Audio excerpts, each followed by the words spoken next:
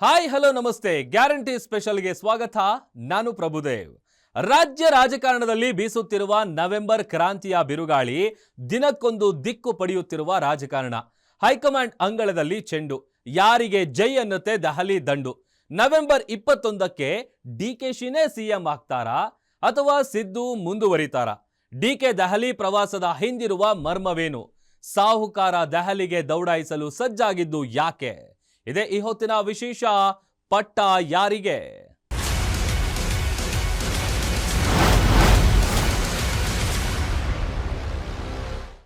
ಕೈಪಾಳ್ಯದಲ್ಲಿ ಈಗ ನವೆಂಬರ್ ಕ್ರಾಂತಿಯ ಟೆನ್ಷನ್ ಏನಾಗಲಿದೆ ಅನ್ನೋ ಕುತೂಹಲ. ಸಿದ್ದು ಸಿಡಿಮಿಡಿ, ಡಿಕೆಶಿ ಮೌನ ಎಲ್ಲರಲ್ಲೂ ಮೂಡಿಸಿದೆ ಆತಂಕ. ನವೆಂಬರ್ ಕ್ರಾಂತಿಗೆ ಡೇಟ್ ಫಿಕ್ಸ್ ಆಗಿದೆ. ದೆಹಲಿಯಲ್ಲಿ ಹೈಕಮಾಂಡ್ ಕಟ್ಟ ಕಡೆಯ ಆದೇಶ ನೀಡಲಿದ್ದಾರೆ. ಸಿಎಂ ಬದಲಾವಣೆಯ ವಿಷಯದಲ್ಲಿ ಹೈಕಮಾಂಡ್ ನಿಲುವೇನು? ಯಾವ ಮಾನದಂಡಗಳನ್ನ ಆಧರಿಸಿ ಯಾರನ್ನ ಪಟ್ಟದಲ್ಲಿ ಕೂರಿಸ್ತಾರೆ? ಸಿಎಂ ಸಿದ್ದು ಪದೇ ಪದೇ ಹೇಳುವ ಆ ಮಾತೆ ನಿಜವಾಗುತ್ತಾ? ಪಟ್ಟದ ಫೈಟ್ನಲ್ಲಿ ಡಿಕೆಶಿ ಗೆದ್ದು ರಾಜ್ಯದ ಸಿಎಂ ಗದ್ದುಗೆ ಏರ್ತಾರ? ಈ ಬಗ್ಗೆ ನೋಡೋಣ ಬನ್ನಿ.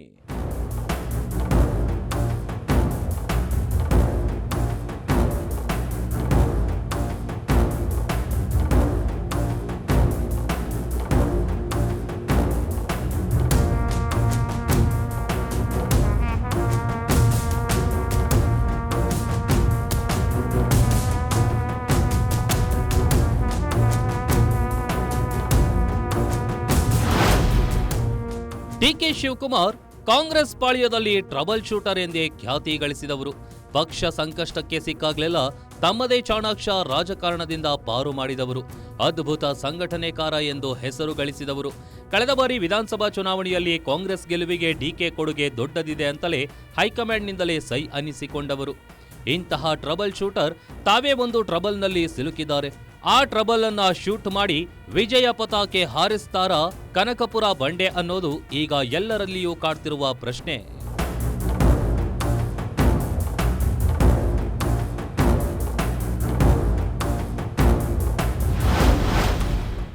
ನವೆಂಬರ್ ಕ್ರಾಂತಿಯಲ್ಲಿ ಗೆಲುವು ಯಾರದು? ಇಂದ್ರಪ್ರಸ್ಥದಲ್ಲಿ ಹೆಣೆಯಲಾಗಿದೆಯಾ ಇಂದ್ರಜಾಲ? ಕ್ರಾಂತಿ, ನವೆಂಬರ್ ಕ್ರಾಂತಿ, ಡಿಸೆಂಬರ್ ಕ್ರಾಂತಿ. ರಾಜ್ಯ ರಾಜಕಾರಣದಲ್ಲಿ ಈ ಕ್ರಾಂತಿಯದ್ದೇ ಮಾತು. ಆದರೆ ಅಸಲಿಗೆ ಏನಾಗ್ತಿದೆ ಅನ್ನೋದು ಸಸ್ಪೆನ್ಸ್ನಲ್ಲಿಯೇ ಉಳಿದಿದೆ. ಆದರೆ ಈ ತಿಂಗಳಲ್ಲಿ ರಾಜ್ಯ ರಾಜಕಾರಣ ಅನೇಕ ತಿರುವು ಪಡೆಯೋದು ನಿಶ್ಚಿತ ಅನ್ನೋದು ಮೇಲ್ನೋಟಕ್ಕೆ ಸ್ಪಷ್ಟವಾಗಿ ಕಾಣ್ತಿದೆ. ಪವರ್ ಶೇರಿಂಗ್ ವಿಚಾರವಾಗಿ ದೊಡ್ಡ ಮಟ್ಟದ ಚರ್ಚೆಗಳು ನಡೆಯುತ್ತಿವೆ. ದೆಹಲಿಗೆ ದೌಡಾಯಿಸುವ ನಾಯಕರ ಸಂಖ್ಯೆಗಳು ಹೆಚ್ಚುತ್ತಿವೆ. ಒಬ್ಬೊಬ್ಬರು ಒಂದೊಂದು ಟೆನ್ಷನ್ನಲ್ಲಿದ್ದಾರೆ. ಇದೇ ತಿಂಗಳ ಮಧ್ಯಭಾಗದಲ್ಲಿ ದೆಹಲಿಯ ಕಾಂಗ್ರೆಸ್ ಅಂಗಳದಲ್ಲಿ ಬಹುದೊಡ್ಡ ನಿರ್ಣಯವೊಂದು ಆಚೆ ಬರೋದಂತೂ ಫಿಕ್ಸ್ ಆಗಿದೆ.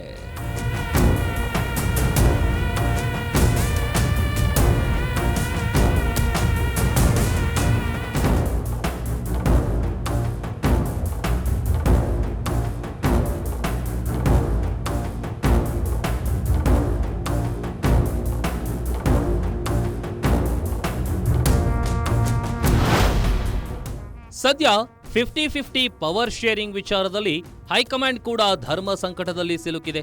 ಕಾರಣ, ಉಭಯ ನಾಯಕರಲ್ಲಿ ಯಾರಿಗೆ ಅಸಮಾಧಾನವಾದರೂ ಕೂಡ ಮುಂದಿನ ಚುನಾವಣೆಯಲ್ಲಿ ಕಾಂಗ್ರೆಸ್ಗೆ ಭಾರೀ ಹೊಡೆತ ಬೀಳೋದಂತೂ ಫಿಕ್ಸ್. ಸಿದ್ದರಾಮಯ್ಯ ಹಾಗೂ ಡಿಕೆಶಿ ಸಮಾನ ರಾಜಕೀಯ ಶಕ್ತಿ ಹೊಂದಿರುವ ನಾಯಕರು. ನಮ್ಮ ನಾಯಕನಿಗೆ ಅನ್ಯಾಯವಾಗಿದೆ ಅನ್ನಿಸಿದ್ರೆ ಸಾಕು, ಆ ಸಮುದಾಯ ಕಾಂಗ್ರೆಸ್ನೊಂದಿಗೆ ಮುನಿಸಿಕೊಳ್ಳುವ ಸಾಧ್ಯತೆ ಇದೆ. ಸಿದ್ದರಾಮಯ್ಯ ನಾಯಕತ್ವ ಅವ್ರ ರಾಜಕಾರಣದಲ್ಲಿ ಸಕ್ರಿಯವಾಗಿರಬೇಕು. Is leadership is very very very important. Shivakumar ಅವರು ಸಾಕಷ್ಟು ಇದರಲ್ಲಿ ಹೋರಾಟ ಮಾಡಿದ್ದಾರೆ, ಸಂಘಟನೆ ಮಾಡಿದ್ದಾರೆ. ಪಕ್ಷವನ್ನು ಈ ಮಟ್ಟಕ್ಕೆ ಇವತ್ತು 140 MLAಗಳನ್ನು ಮಾಡಲಿಕ್ಕೆ ಅವ್ರ ಶ್ರಮ, ಬೆವರು, ಹೋರಾಟ ಎಲ್ಲವೂ ಕೂಡ ಇದೆ. ಅವ್ರಿಗೆ ಇವತ್ತು ಒಂದು ಅವಕಾಶ, ಸೂಕ್ತವಾದ ಸಮಯ ಇದು. ಮುಂದಕ್ಕೆ ನಮಗೆ 2028ಕ್ಕೆ ಸರ್ಕಾರ ಬರಲಿಕ್ಕೆ ಒಂದು ಒಳ್ಳೆ ಸುಗಮವಾದಂಥ ಹಾದಿ ಆಗ್ತದೆ. ಅವನಿಟ್ಟು ತಾವು ಮಾಡಿಕೊಡಿ ಅಂದ್ಬಿಟ್ಟು ಅವ್ರಿಗೆ ನಾನು ಮನವಿ ಮಾಡಿಕೊಂಡಿದ್ದೀನಿ.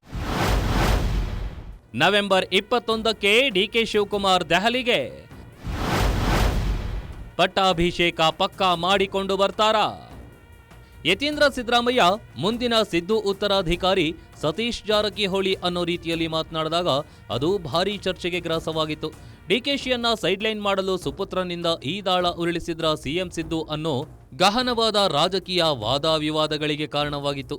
ಅದಾದ ಬಳಿಕ ಡಿಕೆಶಿ ದೆಹಲಿಗೆ ತೆರಳಿ ರಾಹುಲ್ ಗಾಂಧಿ ಭೇಟಿಯಾಗಲು ಸಜ್ಜಾಗಿದ್ರು. ಆದರೆ ಅವಕಾಶ ಸಿಗದೆ ನವೆಂಬರ್ 21ಕ್ಕೆ ಡೇಟ್ ಫಿಕ್ಸ್ ಮಾಡಿಕೊಂಡು ಬಂದಿದ್ದಾರೆ.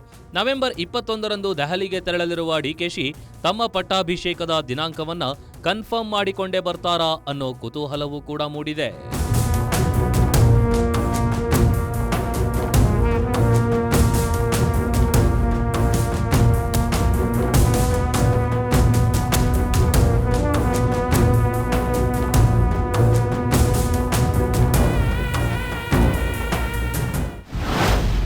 ಎರಡು 2028ವರೆಗೂ ಮಾನ್ಯ ಸಿದ್ದರಾಮಯ್ಯ ಅವರು 5 ವರ್ಷ ಮುಖ್ಯಮಂತ್ರಿ ಇರ್ತಾರೆ.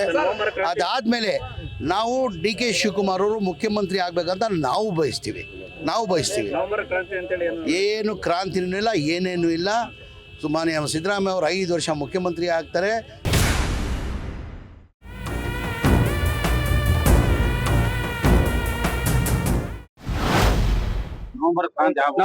ಮೈಸೂರಲ್ಲೇ ಹೇಳಿದ್ದೀನಿ, ನೋ ಕ್ರಾಂತಿ, ಇಟ್ ಇಸ್ ಓನ್ಲಿ ಶಾಂತಿ.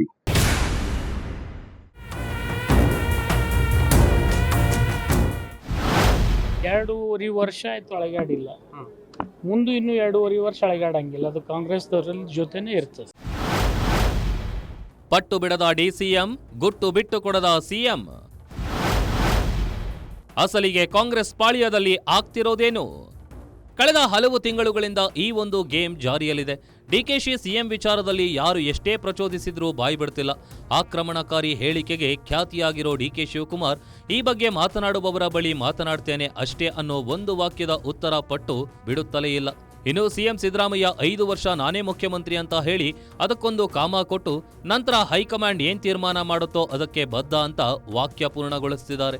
ಹೀಗಾಗಿ ಅಸಲಿಗೆ ಕಾಂಗ್ರೆಸ್ ಪಾಳ್ಯದಲ್ಲಿ ಏನ್ ನಡೀತಿದೆ ಅನ್ನೋದು ಇನ್ನೂ ಅಸ್ಪಷ್ಟವಾಗಿಯೇ ಇದೆ. ಹೌದು, ನಾನೇ. ಸಿದ್ದು ಪಾಳ್ಯದಲ್ಲಿ ಆತಂಕ ಸೃಷ್ಟಿಸಿದ ಡಿಕೆ ಮೌನ. ಮುಂದಿನ ದಾಳ ಯಾವುದು? ಟೆನ್ಷನ್ನಲ್ಲಿ ಬಣ. ಒಂದು ಕಡೆ ಸಿದ್ದರಾಮಯ್ಯ ಹಾಗೂ ಅವರ ಬೆಂಬಲಿಗರು 5 ವರ್ಷ ಸಿದ್ದುನೇ ಸಿಎಂ ಅನ್ನೋ ರೀತಿಯಲ್ಲಿ ಮಾತನಾಡ್ತಿದ್ರೆ, ಇತ್ತ ಡಿಕೆಶಿ ಮಾತ್ರ ಮೌನಕ್ಕೆ ಶರಣಾಗಿದ್ದಾರೆ. ಸಿಎಂ ಬದಲಾವಣೆ ಹಾಗೂ ನವೆಂಬರ್ ಕ್ರಾಂತಿಯ ವಿಚಾರವಾಗಿ ಏನೂ ಮಾತನಾಡ್ತಿಲ್ಲ. ಇದೇ ಈಗ ಸಿದ್ದರಾಮಯ್ಯ ಬಣಕ್ಕೆ ದೊಡ್ಡ ಟೆನ್ಷನ್ ತಂದಿಟ್ಟಿದೆ. ಡಿಕೆಶಿ ಮೌನವಾಗಿದ್ಕೊಂಡು ಯಾವ ದಾಳ ಉರುಳಿಸುತ್ತಿದ್ದಾರೆ ಅಂತ ಊಹಿಸಲು ಕೂಡ ಆಗದೆ ಗಲಿಬಿಲಿಗೊಂಡಿದ್ದಾರೆ. ಇಷ್ಟು ದಿನ ಮಾತನ್ನ ಶಕ್ತಿಯನ್ನಾಗಿ ಮಾಡಿಕೊಂಡಿದ್ದ ಡಿಕೆಶಿ ಈಗ ಮೌನವನ್ನ ತಮ್ಮ ಅಸ್ತ್ರವನ್ನಾಗಿ ಮಾಡಿಕೊಂಡಿದ್ದಾರೆ. ತಾವೇ ಗಣರಾಜ್ಯ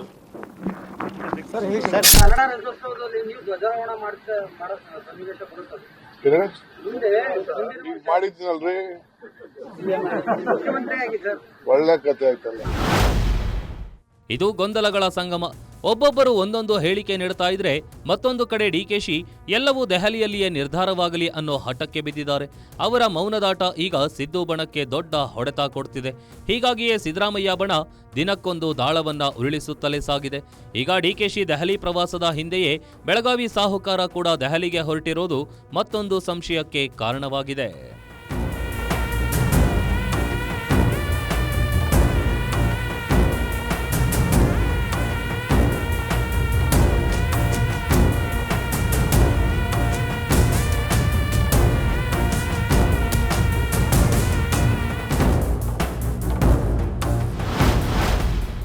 ಡಿಕೆಶಿಗೂ ಮೊದಲೇ ಸತೀಶ್ ಜಾರಕಿಹೊಳಿ ದೆಹಲಿಗೆ. ಸೋಮವಾರದಿಂದ 3 ದಿನ ದೆಹಲಿ ಪ್ರವಾಸ. ನವೆಂಬರ್ ಕ್ರಾಂತಿ ದಿನದಿಂದ ದಿನಕ್ಕೆ ಹೇಗೆ ಕಾವು ಪಡೆದುಕೊಳ್ತಿದೆ ಅನ್ನೋದಕ್ಕೆ ಮತ್ತೊಂದು ನಿದರ್ಶನ ಇದು. ಹೌದು, ಡಿಕೆ ಶಿವಕುಮಾರ್ಗೂ ಮೊದಲೇ ಈಗ ಸಚಿವ ಸತೀಶ್ ಜಾರಕಿಹೊಳಿ ದೆಹಲಿಗೆ ಪ್ರವಾಸವನ್ನ ಕೈಗೊಳ್ಳಲು ನಿರ್ಧರಿಸಿದ್ದಾರೆ. ಸೋಮವಾರ ದೆಹಲಿ ಫ್ಲೈಟ್ ಹತ್ತಲಿರುವ ಸತೀಶ್ ಜಾರಕಿಹೊಳಿ 3 ದಿನಗಳ ಕಾಲ ಅಲ್ಲಿಯೇ ಉಳಿಯಲಿದ್ದಾರೆ. ನವೆಂಬರ್ ನಾಯಕತ್ವ ಬದಲಾವಣೆ ಚರ್ಚೆಯ ವೇಳೆಯೇ ಬೆಳಗಾವಿಯ ಸಾಹುಕಾರನ ದೆಹಲಿ ಪ್ರವಾಸ ಮತ್ತೊಂದು ಕುತೂಹಲ ಚಿಗುರೊಡೆಯುವಂತೆ ಮಾಡಿದೆ.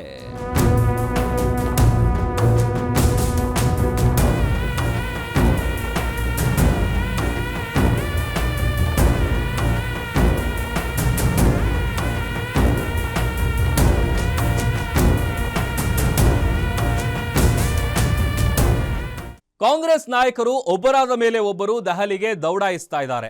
ಆದರೆ ಇಂದ್ರಪ್ರಸ್ಥದಲ್ಲಿ ಯಾವ ಇಂದ್ರಜಾಲ ಹೆಣಿಯಲಾಗಿದೆ ಅನ್ನೋದು ಇನ್ನೂ ಕೂಡ ಗುಟ್ಟಾಗಿಯೇ ಉಳಿದಿದೆ. ಒಂದು ವೇಳೆ ಹೈಕಮಾಂಡ್ ಒಂದು ನಿಲುವಿಗೆ ಬರಲೇಬೇಕಾದ್ರೆ ಹಲವು ಮುಂದಾಲೋಚನೆಗಳನ್ನ ಮಾಡಬೇಕಿದೆ, ಹಲವರನ್ನ ಮನವೊಲಿಸಬೇಕಿದೆ, ಹಲವರನ್ನ ಶಾಂತಗೊಳಿಸಬೇಕಿದೆ. ಸಿದ್ದರಾಮಯ್ಯ ಹಾಗೂ ಡಿಕೆ ಶಿವಕುಮಾರ್ ಇಬ್ಬರೂ ಕಾಂಗ್ರೆಸ್ನ ಜೋಡೆತ್ತುಗಳು. ಇಬ್ಬರ ಅವಶ್ಯಕತೆ ಕಾಂಗ್ರೆಸ್ಗೂ ಇದೆ, ಕಾಂಗ್ರೆಸ್ನ ಅವಶ್ಯಕತೆ ಇಬ್ಬರಿಗೂ ಇದೆ. ಹೀಗಾಗಿ ಇಬ್ಬರ ನಡುವಿನ ಈ ಕುಸ್ತಿ ಕದನ ಬಗೆಹರಿಸೋದು ಅಷ್ಟು ಈಸಿ ಅಲ್ಲ. ಅದಕ್ಕೆ ಹಲವಾರು ಕಾರಣಗಳಿವೆ, ಹಲವಾರು ಸಮಸ್ಯೆಗಳು ಕೂಡ ಇವೆ. ಇದನ್ನ ಹೈಕಮಾಂಡ್ ಹೇಗೆ ಬಗೆಹರಿಸುತ್ತೆ, ಯಾರಿಗೆ ಸಿಎಂ ಪಟ್ಟವನ್ನ ಫಿಕ್ಸ್ ಮಾಡುತ್ತೆ, ಈ ಬಗ್ಗೆ ಡೀಟೇಲ್ಸ್ ಇಲ್ಲಿದೆ, ನೋಡೋಣ ಬನ್ನಿ.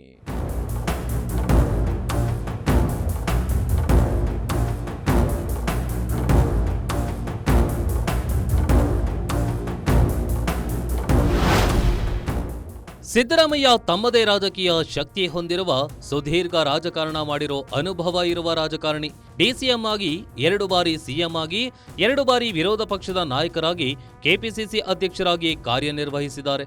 ಮತ್ತೊಂದು ಕಡೆ ಡಿಸಿಎಂ ಡಿಕೆ ಶಿವಕುಮಾರ್ ಕಟ್ಟಾ ಕಾಂಗ್ರೆಸ್ಸಿಗ, ಪಕ್ಷದ ನಿಷ್ಠಾವಂತ ನಾಯಕ, ಪಕ್ಷ ಸಂಘಟನೆಯ ನಿಸ್ಸೀಮ ನಾಯಕ. ಹಲವು ಸಚಿವ ಸ್ಥಾನಗಳನ್ನು ನಿಭಾಯಿಸಿ ಕೆಪಿಸಿಸಿ ಅಧ್ಯಕ್ಷರಾಗಿ ಈಗ ಡಿಸಿಎಂ ಕೂಡ ಆಗಿದ್ದಾರೆ. ಹೀಗಿರುವಾಗ ಇಬ್ಬರು ಕೂಡ ಕೈಪಡೆಗೆ ಮುಖ್ಯ. ಇಬ್ಬರಲ್ಲಿ ಒಬ್ಬರಿಗೆ ಬೇಜಾರಾದರೂ ನಷ್ಟ ಆಗೋದು ಕಾಂಗ್ರೆಸ್ಸಿಗೆ.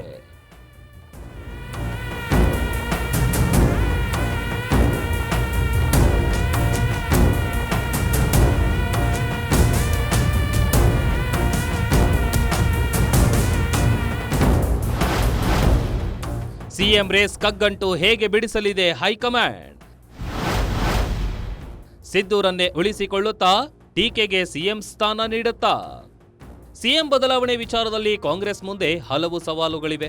ಈಗಾಗಲೇ ಹೇಳದಂತೆ ಇಬ್ಬರು ಕೂಡ ಕಾಂಗ್ರೆಸ್ ವಲಯದ ಪ್ರಭಾವಿ ನಾಯಕರು. ಹೀಗಾಗಿ ಸಿಎಂ ಬದಲಾವಣೆ ಅನ್ನೋದು ಹೈಕಮಾಂಡ್ಗೆ ಅಷ್ಟು ಸರಳವಿಲ್ಲ. ಒಂದ್ ಕಡೆ ರಾಹುಲ್ ಗಾಂಧಿಗೆ ಸಿದ್ದರಾಮಯ್ಯ ಹತ್ತಿರವಿದ್ರೆ, ಡಿಕೆ ಶಿವಕುಮಾರ್ಗೆ ಕಾಂಗ್ರೆಸ್ ವರಿಷ್ಠೆ ಸೋನಿಯಾ ಗಾಂಧಿ ಹಾಗೂ ಪ್ರಿಯಾಂಕಾ ವಾದ್ರಾ ಕೃಪಾ ಕಟಾಕ್ಷವಿದೆ. ಹೀಗಾಗಿ ಯಾರನ್ನ ಉಳಿಸಿಕೊಳ್ಳೋದು, ಯಾರನ್ನ ಬಿಡುವುದು ಅನ್ನೋ ಗೊಂದಲ ಸಹಜವಾಗಿಯೇ ಸೃಷ್ಟಿಯಾಗ್ತಿದೆ. ಶಾಸಕರ ಬೆಂಬಲ ಅನ್ನೋ ವಿಷಯ ಪ್ರಮುಖವಾಗಿ ಮುನ್ನೆಲೆಗೆ ಬರುತ್ತೆ. ಅದನ್ನ ನೋಡುವ ಮೊದಲು ರಾಜ್ಯ ಕೈಪಾಳ್ಯದಲ್ಲಿಯೇ ಸಿಎಂ ಡಿಸಿಎಂ ಪರ ಏನು ವಾದಗಳು ಕೇಳಿ ಬರ್ತಿವೆ ಅಂತ ನೋಡೋಣ.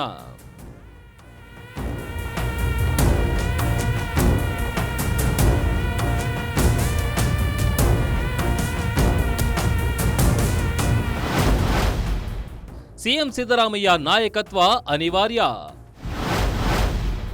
ಇನ್ನು ವಯಸ್ಸಿದೆ, ಅವರೇ ಮುಂದುವರಿಯಲಿ. ರಾಜ್ಯದ ಕೈಪಾಳ್ಯದಲ್ಲಿ ಒಂದು ಬಣದ ವಿಚಾರ ಅಂದ್ರೆ ಅದು ಸಿದ್ದರಾಮಯ್ಯ ಕಾಂಗ್ರೆಸ್ಗೆ ಅನಿವಾರ್ಯ ಅಂತ. ಮುಂದಿನ ಚುನಾವಣೆ ಕೂಡ ಅವರ ನೇತೃತ್ವದಲ್ಲಿಯೇ ನಡೀಬೇಕು. ಇಲ್ಲವಾದಲ್ಲಿ ಕಾಂಗ್ರೆಸ್ಗೆ ನಷ್ಟವಿದೆ. ಸಿದ್ದರಾಮಯ್ಯ ಮಾಸ್ ಅಪೀಲ್ ಇರುವ ನಾಯಕ, ಹೀಗಾಗಿ ಅವರ ನಾಯಕತ್ವ ಬೇಕು. ಅವರಿಗೆ ಇನ್ನೂ ಕೂಡ ವಯಸ್ಸಿದೆ. ಇಷ್ಟು ಬೇಗ ಚುನಾವಣಾ ರಾಜಕೀಯದಿಂದ ದೂರ ಇಡುವುದು ಬೇಡ ಅನ್ನೋ ಮಾತುಗಳು ಕೇಳಿ ಬರ್ತಿವೆ.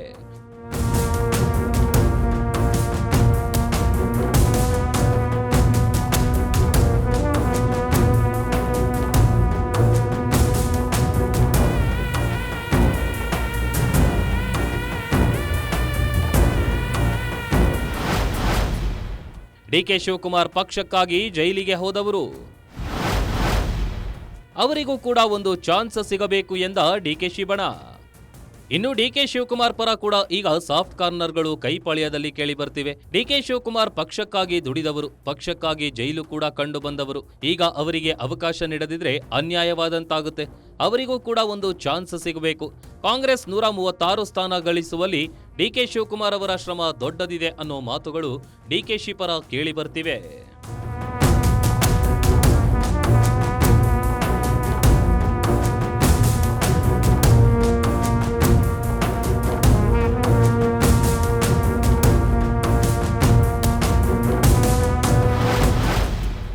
ಸಿದ್ದು ಕೆಳಗಿಳಿದ್ರೆ ಆಗಲಿರುವ ಪರಿಣಾಮವೇನು? ರಾಜ್ಯ ಕಾಂಗ್ರೆಸ್ಗೆ ಬೀಳುತ್ತಾ ದೊಡ್ಡ ಹೊಡೆತ. ಈಗಾಗಲೇ ಹೇಳಿದಂತೆ ಸಿದ್ದರಾಮಯ್ಯ ರಾಜ್ಯ ರಾಜಕಾರಣದಲ್ಲಿ ಮಾಸ್ ಅಪೀಲ್ ಇರುವ ನಾಯಕ. ಅದರಲ್ಲೂ ಕಾಂಗ್ರೆಸ್ನಲ್ಲಿ ದೇವರಾಜ ಅರಸು, ಬಂಗಾರಪ್ಪ ಬಳಿಕ ಮಾಸ್ ಲೀಡರ್ ಅಂತ ಕಾಂಗ್ರೆಸ್ನಲ್ಲಿ ಗುರುತಿಸಿಕೊಂಡವರು ಸಿದ್ದರಾಮಯ್ಯ.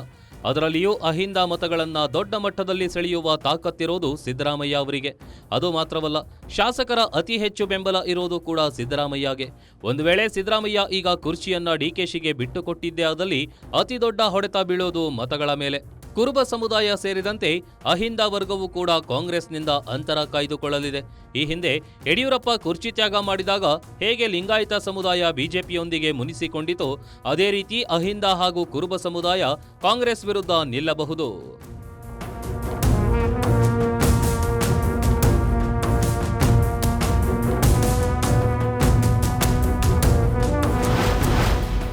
ಡಿಕೆಶಿಗೆ ಪಟ್ಟ ಕಟ್ಟದಿದ್ರೂ ಇದೇ ಒಂದು ಸಮಸ್ಯೆ. ಹೈಕಮಾಂಡ್ಗೆ ಇದೇ ಒಂದು ಬಿಗ್ ಚಾಲೆಂಜ್.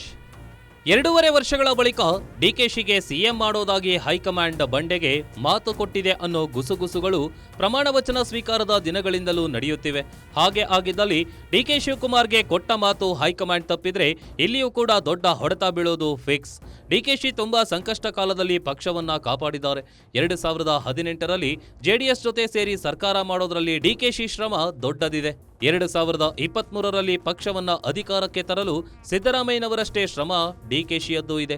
ಹೀಗಾಗಿ ಡಿಕೆ ಶಿವಕುಮಾರ್ಗೆ ಕೊಟ್ಟ ಮಾತು ತಪ್ಪುವ ಸ್ಥಿತಿಯಲ್ಲಿಯೂ ಕೂಡ ಕಾಂಗ್ರೆಸ್ ಹೈಕಮಾಂಡ್ ಇಲ್ಲ. ನಿಮ್ಮ ಮಾತಿಗೆ ಬೆಲೆ ಕೊಟ್ಟು ಆಗ ನಾನು ಪಟ್ಟು ಸಡಿಲಿಸಿದ್ದೇನೆ, ಈಗ ನೀವು ಕೊಟ್ಟ ಮಾತು ನಡೆಸಿಕೊಡಿ ಅಂತ ಡಿಕೆಶಿ ಪಟ್ಟು ಹಿಡಿದಲ್ಲಿ ಅದನ್ನ ನಿವಾರಿಸುವುದೇ ದೊಡ್ಡ ಚಾಲೆಂಜ್ ಇದೆ.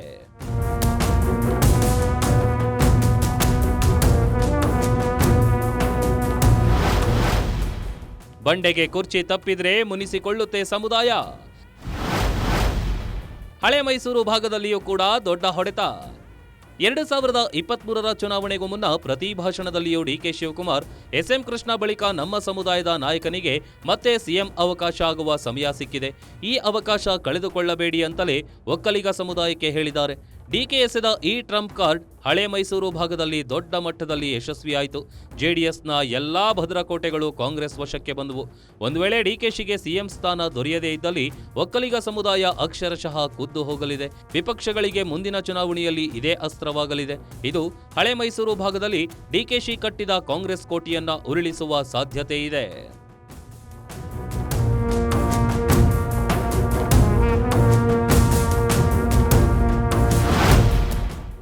2028ರ ಚುನಾವಣೆಗೆ ಮೈತ್ರಿ ಮೂಲಕವೇ ಹೋಗಬೇಕು ಅಂತ ಜೆಡಿಎಸ್ ಹಾಗೂ ಬಿಜೆಪಿ ನಿರ್ಣಯಿಸಿ ಆಗಿದೆ. ಒಂದು ವೇಳೆ ಡಿಕೆ ಶಿವಕುಮಾರ್ಗೆ ಸಿಎಂ ಸ್ಥಾನ ನೀಡದೆ ಹೋದಲ್ಲಿ ಕಾಂಗ್ರೆಸ್ ಒಕ್ಕಲಿಗರು ಸಿಎಂ ಆಗಲಿದ್ದಾರೆ ಎಂದು ವೋಟ್ ಕೇಳಿ ಒಕ್ಕಲಿಗ ಸಮುದಾಯಕ್ಕೆ ಮೋಸ ಮಾಡಿದೆ ಅಂತ ಇದೇ ಜೆಡಿಎಸ್ ಹಳೆ ಮೈಸೂರು ಭಾಗದಲ್ಲಿ ಪ್ರಚಾರ ಮಾಡಿ ತಮ್ಮ ಜೋಳಿಗೆಯಿಂದ ಉದುರಿ ಹೋಗಿರುವ ಮತಗಳನ್ನ ವಾಪಸ್ ತುಂಬಿಕೊಳ್ಳುವ ಸಾಧ್ಯತೆ ಇದೆ. ಹೀಗಾಗಿ ಡಿಕೆ ಶಿವಕುಮಾರ್ರನ್ನ ಅಷ್ಟು ಸರಳವಾಗಿ ಉದಾಸೀನ ಮಾಡುವ ಸ್ಥಿತಿಯಲ್ಲಿಯೂ ಕೂಡ ಕಾಂಗ್ರೆಸ್ ಇಲ್ಲ.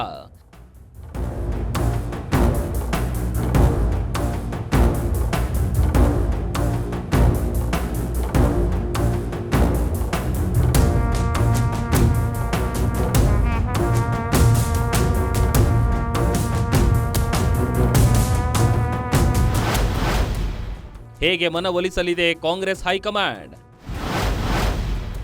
ಯಾರಿಗೆ ಏನೇನು ಹೇಳಲು ಪ್ಲಾನ್ ನಡೆದಿದೆ? ಸದ್ಯ ಇಬ್ಬರಲ್ಲಿ ಒಬ್ಬ ನಾಯಕರನ್ನ ಮನವೊಲಿಸುವ ಸವಾಲು ಹೈಕಮಾಂಡ್ಗಿದೆ. ಹೀಗಾಗಿ ಮೊದಲು ಅವರು ಡಿಕೆಶಿ ಮನವೊಲಿಸೋ ಯತ್ನವನ್ನೇ ಮಾಡುವ ಸಾಧ್ಯತೆ ಇದೆ. ಸದ್ಯ 2 ರಾಜ್ಯಗಳಲ್ಲಿ ಚುನಾವಣೆ ಇದೆ. ಒಬಿಸಿ ಸಮುದಾಯದ ಮತಗಳು ಬಹಳ ಅವಶ್ಯಕ. ಹೀಗಾಗಿ ಇನ್ನೊಂದು ವರ್ಷ ಸುಮ್ಮನಿರಿ, ಮುಂದೆ ನಿಮಗೆ ಅವಕಾಶ ಸಿಗಲಿದೆ. 2028ರಲ್ಲಿ ನಿಮ್ಮದೇ ನೇತೃತ್ವದಲ್ಲಿ ಚುನಾವಣೆಗೆ ಹೋಗೋಣ, ನೀವೇ ಆಗ ಸಿಎಂ ಆಗಿವಿರಂತೆ ಅಂತ ಹೇಳಿ ಮನವೊಲಿಸುವ ಸಾಧ್ಯತೆ ಇದೆ. ಇತ್ತ ಸಿದ್ದರಾಮಯ್ಯ ಮನವೊಲಿಸಲು ಕೂಡ ಕಾಂಗ್ರೆಸ್ ಬಳಿ ಹಲವು ಅಸ್ತ್ರಗಳಿವೆ ಹಾಗೂ ಅವು ಅಷ್ಟೇ ಪರಿಣಾಮಕಾರಿಯಾಗಿವೆ. ಜೆಡಿಎಸ್ನಿಂದ ಕಾಂಗ್ರೆಸ್ಗೆ ಬಂದ ಬಳಿಕ ನಿಮಗೆ ಸಿಕ್ಕಷ್ಟು ಅವಕಾಶ ಕರ್ನಾಟಕದ ಯಾವ ಕೈ ನಾಯಕನಿಗೂ ಸಿಕ್ಕಿಲ್ಲ. 2 ಬಾರಿ ಸಿಎಂ ಆಗಿದ್ದೀರಿ, 2 ಬಾರಿ ವಿರೋಧ ಪಕ್ಷದ ನಾಯಕನಾಗಿದ್ದೀರಿ, ಕೆಪಿಸಿಸಿ ಅಧ್ಯಕ್ಷರಾಗಿದ್ದೀರಿ. ನಮಗೆ ಹಳೆ ಮೈಸೂರು ಭಾಗವೂ ಕೂಡ ಪ್ರಮುಖವಾದ ವೋಟ್ ಬ್ಯಾಂಕ್. ಒಕ್ಕಲಿಗ ಸಿಎಂ ಎನ್ನುವ ಕಾರಣಕ್ಕೆ ಆ ಕಡೆಯಿಂದ ಕಾಂಗ್ರೆಸ್ಗೆ ದಂಡಿಯಾಗಿ ಮತಗಳು ಬಂದಿವೆ. ಹೀಗಾಗಿ ನಾವು ಡಿಕೆ ಶಿವಕುಮಾರ್ಗೆ ಮಾತು ಕೊಟ್ಟಿದ್ದೇವೆ, ನೀವು ಕೂಡ ಮನಸ್ಸು ದೊಡ್ಡದು ಮಾಡಬೇಕು ಅಂತ ಹೇಳಿ ಕನ್ವಿನ್ಸ್ ಮಾಡುವ ಸಾಧ್ಯತೆ ಇದೆ.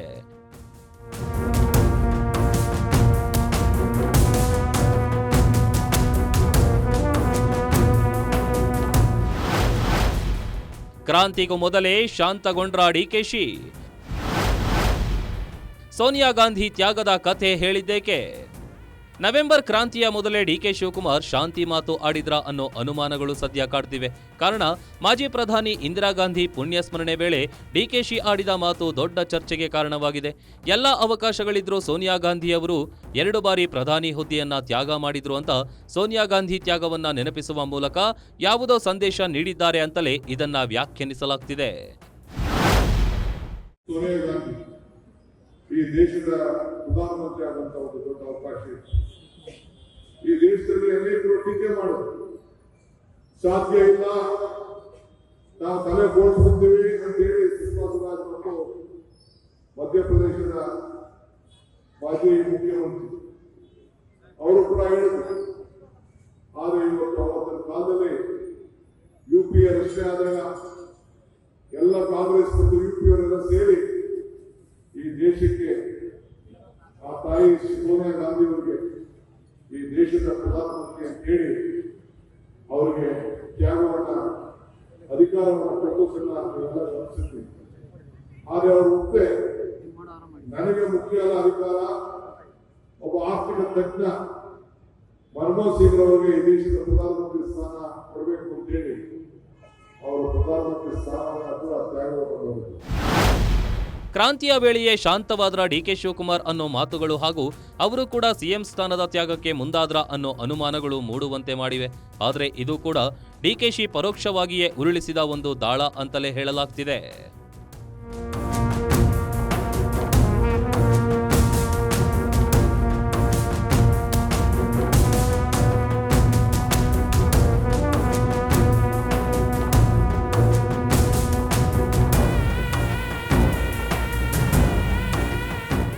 ಒಟ್ನಲ್ಲಿ ಇಬ್ಬರಲ್ಲಿ ಒಬ್ಬರನ್ನ ಮನವೊಲಿಸಿ ಒಬ್ಬರಿಗೆ ಪಟ್ಟ ಕಟ್ಟಲೇಬೇಕಾದ ಸ್ಥಿತಿಯಲ್ಲಿ ಹೈಕಮಾಂಡ್ ಇದೆ. ಯಾರಿಗೆ ಪಟ್ಟಾಧಿಕಾರ ಸಿಗಲಿದೆ, ಇವರೇ ಸಿಎಂ ಅಂತ ಯಾರ ಹೆಸರು ಬರಲಿದೆ ಅನ್ನೋದು ಗೊತ್ತಾಗಲು ಕೇವಲ ಕೆಲವು ದಿನಗಳು ಮಾತ್ರ ಬಾಕಿ ಇವೆ. ಅಲ್ಲಿವರೆಗೂ ಕಾಯಲೇಬೇಕು. ಇದಾಗಿತ್ತು ಈ ಹೊತ್ತಿನ ಗ್ಯಾರಂಟಿ ಸ್ಪೆಷಲ್. ನೋಡ್ತಾ ಇರಿ ಗ್ಯಾರಂಟಿ ನ್ಯೂಸ್, ಸುದ್ದಿ ಖಚಿತ, ನ್ಯಾಯ ನಿಶ್ಚಿತ.